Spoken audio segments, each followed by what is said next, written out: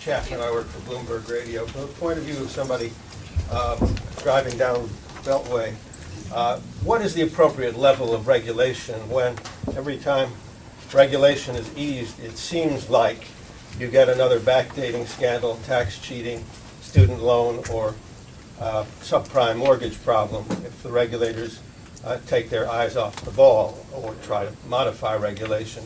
And how do you appropriately regulate private pools of capital when so much of it is sloshing around in havens offshore? Well, let me start at the first higher altitude question and then try to come down to the private pools of capital issue that you drill into a bit more. I think that with regulation, we're always going to be on a balance beam. We're trying to get things right, where the issue is a lead first, and the first thing I mentioned always is investor protection and confidence in the capital markets.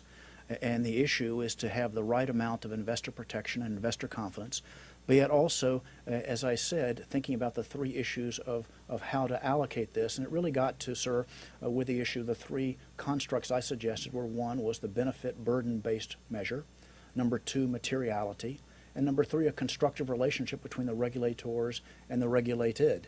And there's not a one-size-fits-all depending on the situation or on the issue, but a matter of applying judgment to each of these issues, realizing that you're constantly in balance. And on occasion, as Secretary Paulson described in a speech on August 4th, that sometimes the pendulum swings too far one way or the other, and we're constantly adjusting. As I said in my comments, I view that the Sarbanes-Oxley Act of 2002 was well over 100 pages and has accomplished a lot and been replicated around the world in certain parts.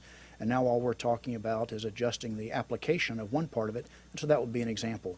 With regard to private pools of capital, which was your second question, here there's a little more than $1.5 trillion, and I think actually the point you make, I would kind of come at from another side, and that is that we have to have the right regulation that balances these two issues, because if we get the regulatory weight wrong, then this money actually will leave this country. Most of the assets that are offshore, sir, are actually under the purview of the principles and guidelines that we've described. These are U.S.-based organizations that have maybe an offshore entity, but basically we do have line of sight through the regulated entities into these private pools of capital.